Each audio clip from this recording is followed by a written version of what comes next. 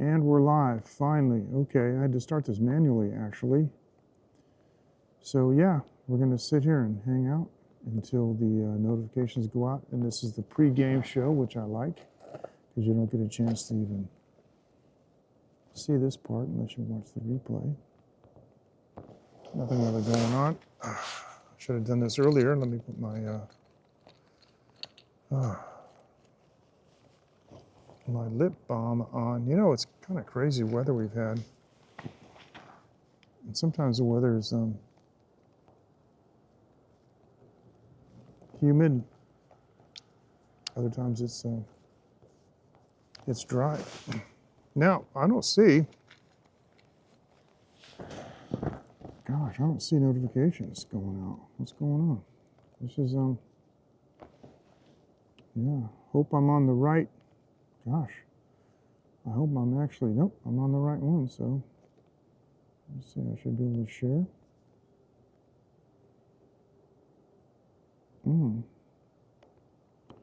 Yeah, guys, I think we're live. I just don't see it, and that's bad because oh,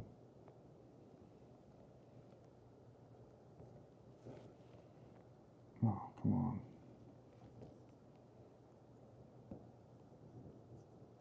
Yeah, here we are. We're live, guys. All right, now let me go to the live chat. Okay, great. Yeah. Thing is, I don't have any followers anymore. I don't have any viewers anymore because I don't live stream. And the bad part about it is because I don't live stream too much anymore. They just end up being kind of like just updates of what I'm doing. Used to share like little tidbits of knowledge and wisdom and information and things, you know, just stuff that I have to say because I'm an old guy. But this was Thursday, and this is when I usually, this is when I usually live stream. And our old friend Dave frequently asks me, hey, you going to live stream tonight? And I always disappoint him, and I feel bad. But tonight he didn't ask. He's actually traveling. And I just was out and having a good time kind of early, you know, at the Thai place. And I was having some usual kapow. And then I went to a Philippine place because, excuse me, I want to have a little barbecue and I want to talk to the boss lady there. So yeah, I'm doing something that I haven't done before. I'm actually promoting a show, a concert. And I'm talking about it on a level I haven't done before.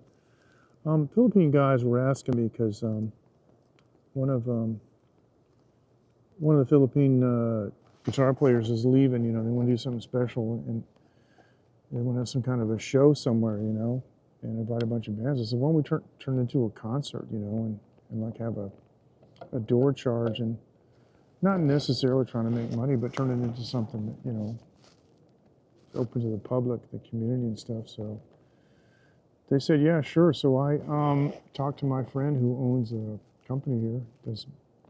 They do beer, and it's a brewery, you know, and they got a parking lot. And I said, hey, can I use your parking lot? And he said, yep. And it was just that easy. It was amazing how easy it was, actually. And then, so it went together really quick. I got a sound company, and David was a really big help on that. So I got a sound company, and yeah. So it's going to happen on Saturday. Of course, these things kind of can go out of control. And, you know, I'm going to say it, the Filipino community is kind of, I guess the correct word is greedy, but that has a bad tone to it. I mean, they just really want to grab everything they can grab. And I originally wanted to have 3 or 4 bands. It was going to be 8 hours, and I figured each band would play like 2 hours, but they invited every band in Taiwan, and like 10 of them replied. So yeah, we're going to have 10 bands. Now I invited my friend Dan. You guys probably remember him from years ago. Before I started live streaming, actually I was live streaming on Ustream back when it used to exist, and Dan and I used to have a thing where he would play acoustic guitar and I'd play electric guitar together. And it was a pretty nice little match. And we'd play a bunch of different tunes together. I ran into Van, told him about it. He's going to show up. So Van's going to play some acoustic songs, play some country stuff. It's going to be great. He's a great player. And the stuff he plays is really interesting. And I also invited a student band, a Taiwan student band. And so they're going to be playing. So it's going to be a lot of fun. And it's right over here in the industrial park. And so I'm going to live stream it, but I'm probably going to live stream it on Facebook because YouTube's restrictions. I mean, they're going to play a bunch of cover tunes and stuff, and I just don't want to deal with it. You know, I really don't want to deal with it. It's just, it's ridiculous. And the whole system is broken. There's no way to license the tunes and just, I mean, easily with bulk licensing. It's just, the whole system is totally broken. And one thing I hate about the YouTube system is that you could have a 30-minute video and you play a 3-second clip from some song and they get the whole revenue for the whole video. What the hell? How's that possible? Yeah, so nobody takes their own cut, you know, they take everything. So. And if I do it on Facebook, nobody cares. That's kind of funny, actually. Nobody cares. And Facebook will say, oh, we think you have copyright material. Can you check it? It's like, yeah, I'll check it. Yeah, I do. About fist bump. So it's like, can you check it? Yeah, I checked it. I do. So what? Yeah. But now Facebook is, they are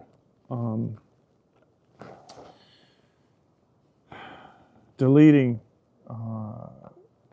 live streams. I think it's over 30 days or something. So anyway, so hopefully Rob is going to be there. Wow, hey Rob, we could get you on camera, man. We'll get you on live stream. That'd be cool.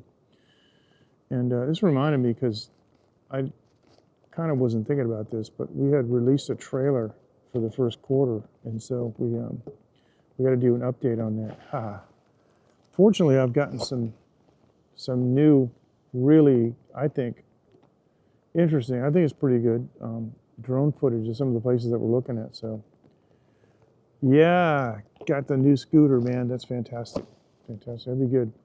So, if I were you, I wouldn't. If I were you personally, I wouldn't show up too early. I mean, you can stay as long as you want. It starts at noon, but I think the fun's going to start like around 4 or 5. Not sure when Van's coming, but yeah.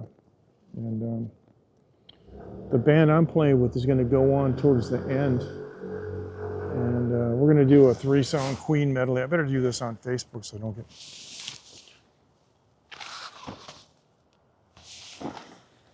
Wow. I swear to God, I thought I saw somebody behind me. That was so weird, man. Did you guys see that? Did you see somebody behind me? That was weird. Anyway, we're going to do like a 3-song Queen medley. And we're going to do, I think just do it on Facebook because it was like, that's the way to do it. So, okay.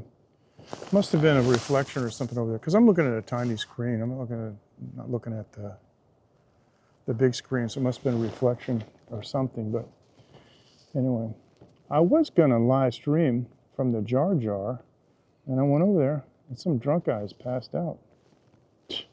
Crazy. But, you know, they changed all the street lights in my neighborhood, not over here, but my neighborhood's over there. This is a different neighborhood. So, oh, my reaction, yeah, I guess so, yeah. Well, I can be pretty quick when necessary, but yeah. What it was is it looked like somebody was like right over here on my left, and that's when I turned around. I couldn't believe I didn't see anybody. Yeah. So, I don't have a problem with apparitions or anything like that.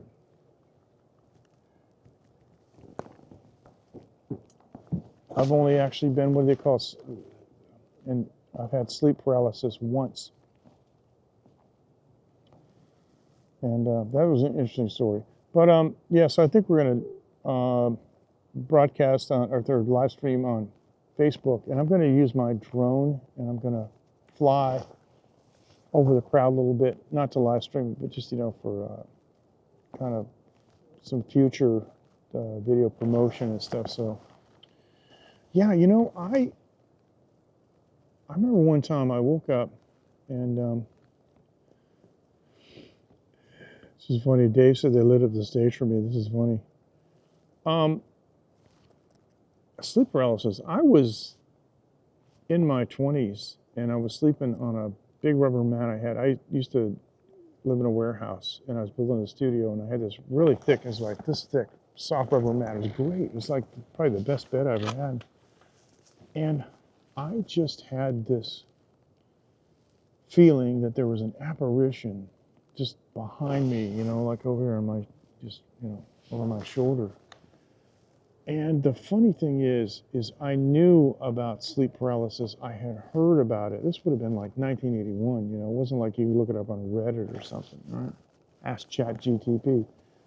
But I'd heard about it, and I remember, because the problem is you're actually asleep, but you think you are awake, but you're not. And it's funny because even being cognizant of it being sleep paralysis and being cognizant of the fact that, yes, I'm asleep, but I think I'm awake, but I'm still asleep while I'm realizing this, it was everything I could do to just go, and look, right? Of course, there was nothing there. And as soon as I did it, was, you know, the whole feeling was gone, but I'll never forget that. And so I've never had that again. So anyway, yeah. So we're not going to get into Bigfoot stories or anything like that. I don't know what it was, but I just saw, you know, just some kind of weird reflection. It could have even been this. I mean, who knows, you know, but there is a light behind me, see, and some other stuff. And I'm looking at a screen that to begin with is this big, but it's also like, you know, I know that looks like a shovel, but it's arm's length away, so it's really small.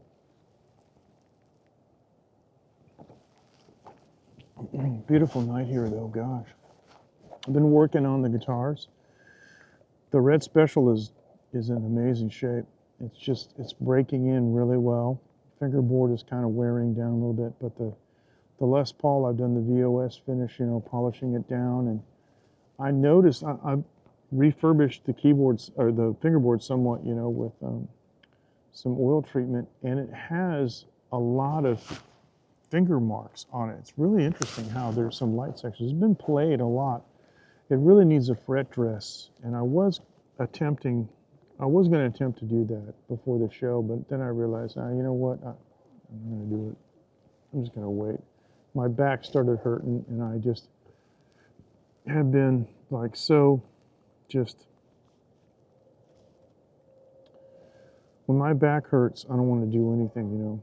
But I was working on my pedal board, and I'm paying for ChatGTP now, you know, the service, and so I can define certain parameters and things for my profile, you know, for interactions, and it remembers, you know, my preferences. But I understand electronics, but I'm not a designer. I'm not a design engineer, but I can build anything, and I can read schematics, and I can do testing and that sort of stuff, but I'm not a design engineer. So I was trying to figure out how to do this relay system for the X100, which is the new Rockman pedal. I put it on my board, on my pedal board, and I have the GOAT pedals, and I have the X100 too. And so, wow, I really don't need that treble booster anymore because the Helix has a treble booster in it, you know. It sounds better. And so, like, I'm using the GOAT sustainer, which is the, you know, the old Tom Scholz Rockman clone, and I'm using that for the clean tones for like Def Leppard, that kind of stuff. But I'm going to use the X100 for the distorted tones. And the interesting thing is the GOAT pedal has more controls on it than the MXR. So the GOAT pedal has a treble boost on it, which is nice because the Red Special is kind of a dark sounding guitar, and if I use the treble boost, it sounds really good. But like with the Les Paul, I put the treble boost about, you know, noon, and it's nice and bright. But then when I go to the X100, the high end comes down a little bit, so it's not so fizzy, and so I'm getting these like Boston tones and Def Leppard tones, like they just sound great out of those two things. Hey, Ken Ron Fistbump, good to see you, bro. How's things? Yeah, I'm enjoying seeing the postings, you and your lady friend going around doing cool stuff. That's cool, man. Glad to see that you're having fun, you know, and enjoying life and exploring more coffee. So, glad you found somebody who likes coffee too. Guys should follow Ken Rod. He's got a lot more followers than I do. He's got more interesting content. Yeah. He goes around different places and checks out coffee. There's a lot of depth to coffee flavors, you know. I'm more personally into exploring tea and whiskey, but yeah, I mean, another thing too, Ken, I don't know if you knew this, but I think I might have mentioned this. We have coffee grown in Taiwan too. I should send you some of that because anywhere, of course, you know that you've got high mountains where you can go, where you can grow tea. I mean, it's, you know, good tea country in general is probably going to be pretty good for coffee. So, oh, having allergy problems. Oh, fortunately for me, I don't have that. But my goodness, yeah. Hopefully you can get some relief. I've been having an issue with headaches lately, but it's okay. I can manage it. But just trying to stay healthy, and I'm working on this other channel I have called Jacked at 70. Been trying to do them. Yeah, I like to too. Been trying to do a little content about how I'm trying to get myself back into shape, and boy, it's not going too good. I didn't realize how much of a problem I've been having with carbohydrate craving. See, you know, when I was fasting and I lost all that weight, you know, I kept it off for years, and then I went to the States, and it wasn't just the States. I don't blame everything on the U.S., but it's just that when you're traveling, you know, you're like, I'm on vacation, man. I'm going to eat that, and then what happens is it re-triggers this whole thing. So we're going to go to Japan later this year in June and July, and I got plans to meet up with Dave there. And I also have a new guitar that I got checked out that I'm going to buy. And if I get this guitar, you guys are not going to believe what it is. Like the most rarest Gibson you can even imagine. But besides that, the good part about it is junk food in Japan generally is pretty good. And in my experience, my travels in Japan, I would say the best quality food I've ever had in my life was in Japan. There's just something about the cleanliness of it, the preparation, and I had an experience even in like the airport in Japan at a sushi bar that was just like, you know, this could have been in New York, could have been in Boston, could have been in LA. It's just like top class, you know. You could have been right in like you know, Tokyo. So okay, take care. All right, bro. Yeah, we'll see you on Saturday. Thanks, Rob. Take care, man. We'll talk then. Oak 17720. I'm not sure what that is, Ken. Is that something about tea or coffee? Or 17,720, so I'm not sure what that is. Okay, cool. Well, I'll just wait for you to tell me what that is. But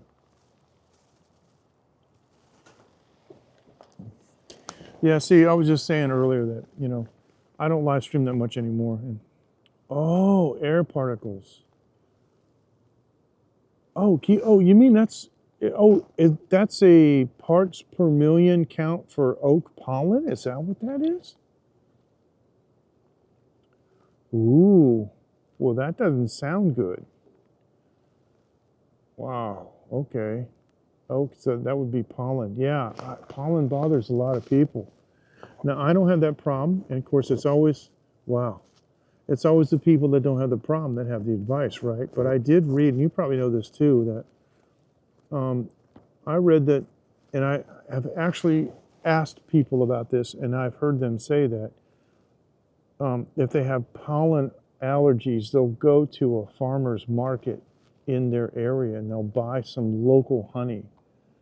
And the bees are making the honey from pollen that's in the area, and it's the stuff that they're allergic to, but somehow if they take the honey, it kind of helps them with the allergy symptoms. And wow, I was like, okay, everything's related, of course, in the environment, but yeah, I don't know.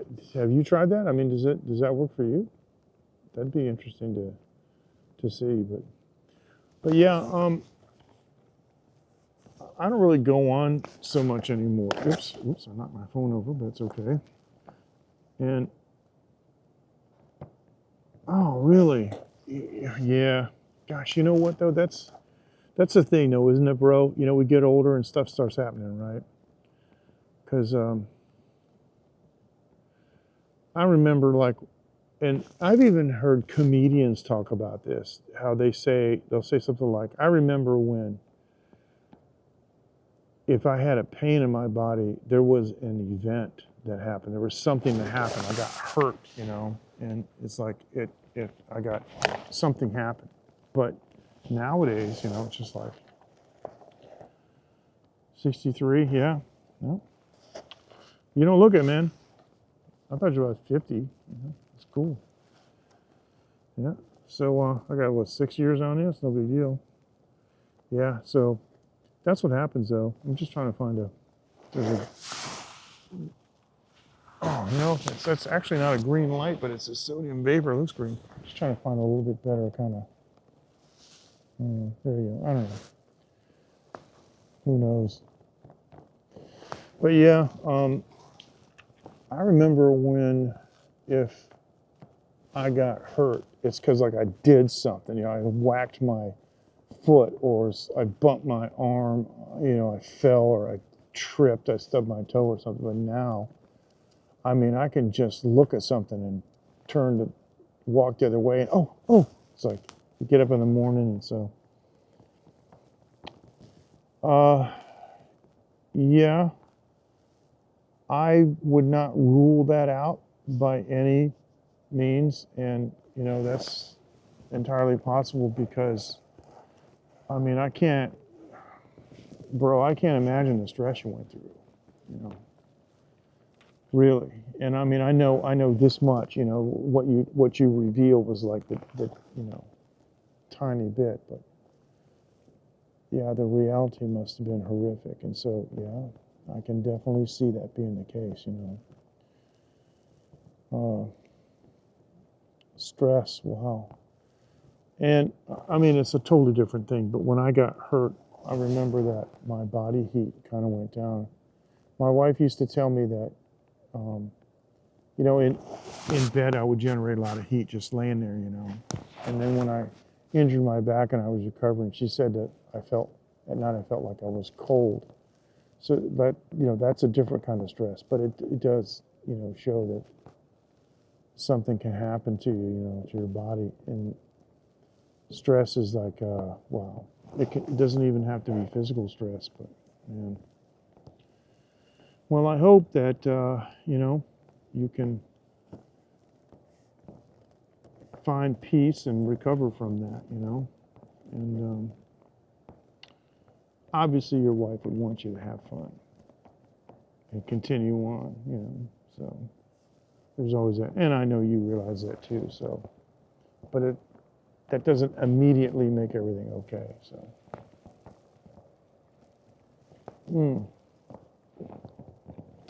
It's too bad, you know, when I went to the States this summer, I didn't have enough opportunity to go out your way, because you're one of the guys on my list that I want to meet, so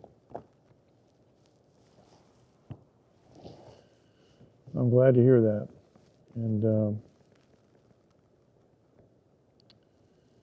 you got a nice family, you know, and that kind of support, because the problem is, and I don't touch on this too much, and I really haven't.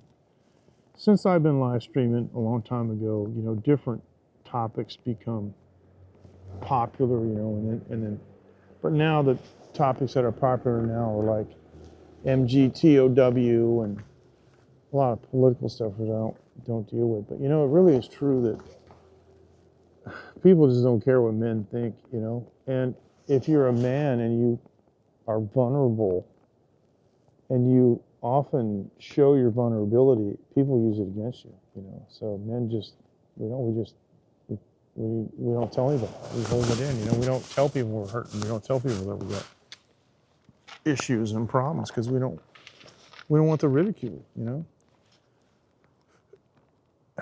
And it's really,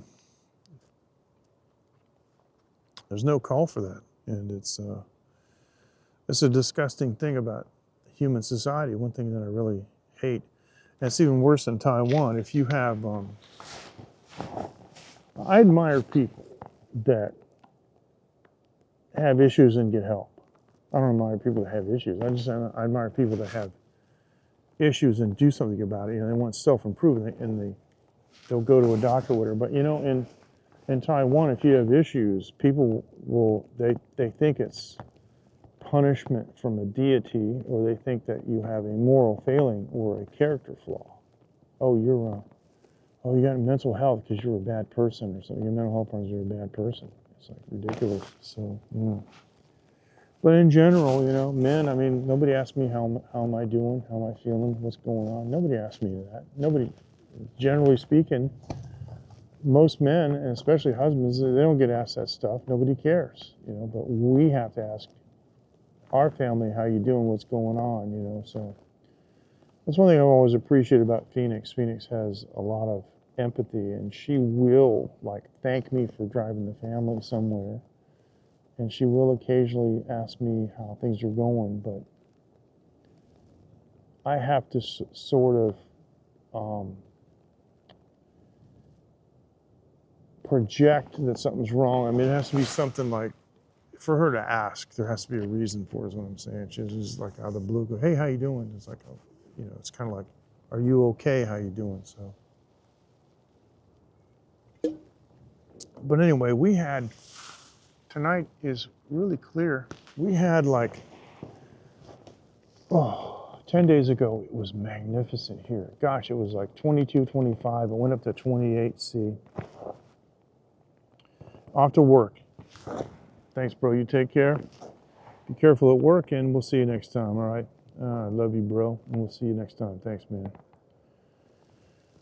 And so we had like this magnificent weather, and then it got cold and rainy. And when it got cold, I mean, it went down to like, it was 13 and 12 C.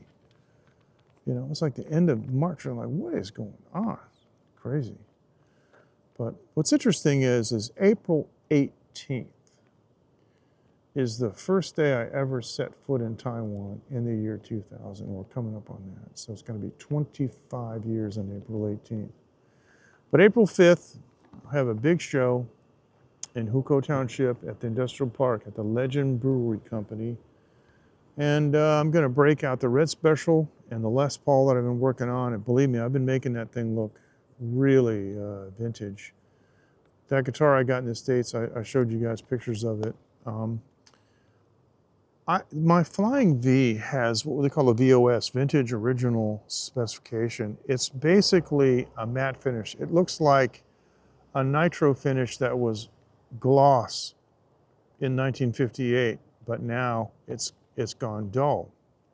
But the finish on that guitar it's amazing. It's so beautiful.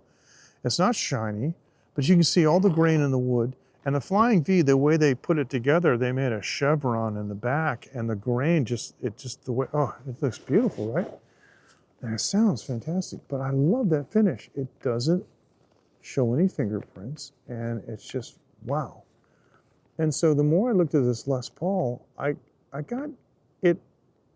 Now, don't get me wrong, when I bought this guitar, it's a 2006, so it's 19 years old.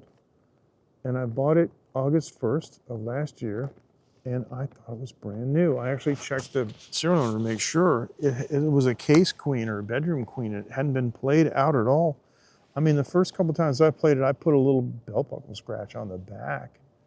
I don't mind that stuff, but you know, when I first had it, I was thinking, wow, I should really try to keep this thing pristine. There wasn't a mark on it, but then I realized it doesn't have any character. Now, in the upper bout, you know, when you're playing a guitar and your arm rests on the, you know, the upper part of the guitar, it started to get a little dull kind of shape in an area, like an oblong shape. And that, you know, of course, you call it patina, but I realized when I looked at it that I didn't like the gloss look. I thought it just looked like it came off the showroom floor. And it's not like I'm trying to fool people, but I'm like, this guitar is 19 years old. It doesn't look like it. There's no cred, if you will. And so I did a lot of research and a lot of study, and I got the proper materials, and I have been doing some surface polishing, and it is a beautiful, not gloss VOS, and the grain open up. I'm seeing stuff in the flame, and when you move the guitar or move the light, there's motion there that wasn't there when it was gloss, because the gloss is like in your face. It's like, you know, just like this thing, it's just like shining. But now that there's no reflection, so to speak, I mean, obviously reflecting light, but I mean, it's not shining the light back into your eyes in a strong way. Boy, that thing looks amazing. And it doesn't pick up fingerprints. I got some beeswax, and I'm gonna polish it with beeswax and buff it, because the beeswax kind of, sort of ties it all together. But I made an artificial sweat with you know, salt and acidity, and I aged it with you know, the sweat stuff. I'm calling it Sweat Vibe, because that's what it looks like. Amazing difference. And I debuted the guitar after I did this. I brought it to a music shop, and I was playing it, and I let the owner play it, and he grabbed it, and he instantly froze for a second. He said, "What is this?" Because he thought I just handed him like a 1960 vintage guitar. He wanted to make sure that, you know, this wasn't like a $500,000 guitar or something. You know, that's what it looks like, right?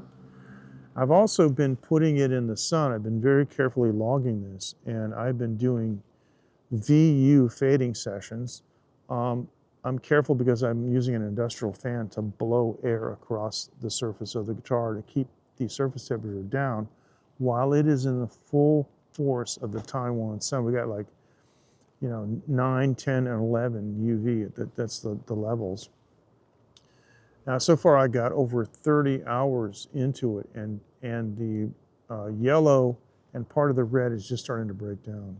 So yeah, I want to fade it some more and give it more of that vintage look, because it's too dark. And what I noticed is, especially on the horn and around the switch, there's a lot of flame and a lot of beautiful figuring in the wood that's starting to come out because it's fading. So I think in the next 6 months or so, this guitar is really going to just be phenomenal. But the other thing I did was, I had a bad pot. The tone control for the neck pickup was bad. I replaced it, and I rewired the whole guitar for 50s wiring, which is phenomenal, because 50s wiring means that when you're turning the volume down, you don't lose the treble. It's wow, makes a big difference. And I flipped the bridge pickup around the other way. So people look at it and they think it's wrong. But right or wrong with guitars is kind of subjective. It's like, you use your ears. And the bridge pickup is really hot and it's very biting. But when I flipped it around the other way, it still is just as hot. But the tone is a little bit more mellow, but the neck pickup is so milky. So yeah, I'm having a great time, and I'm really happy that I did all these mods with the guitar. But now what I got to do is I got to do a fret dress job. Because what happens, the frets, you know, they're round. We call it a crown. You want the string to touch on a very narrow section of the fret, because if it's flat, then when the string touches, it can be anywhere along the edge of the fret, and it actually can be out of tune.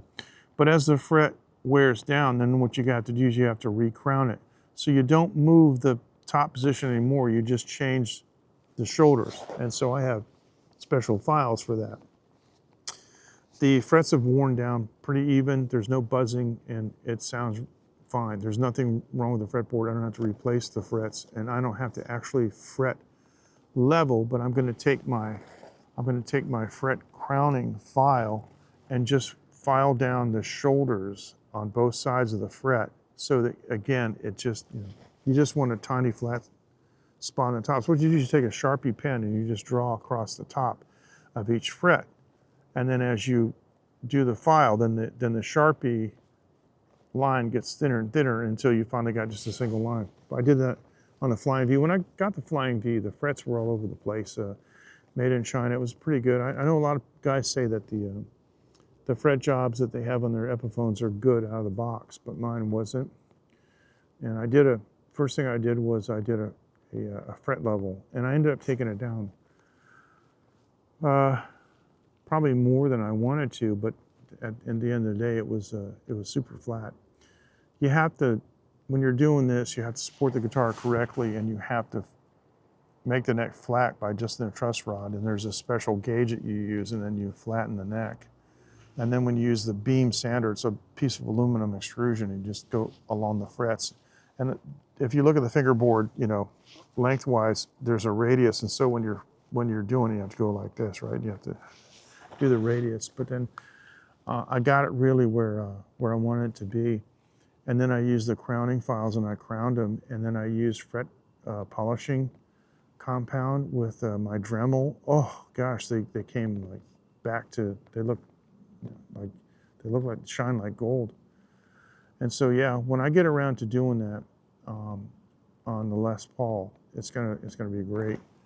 But I also want to darken the fretboard because I want it to look like the older vintage rosewood.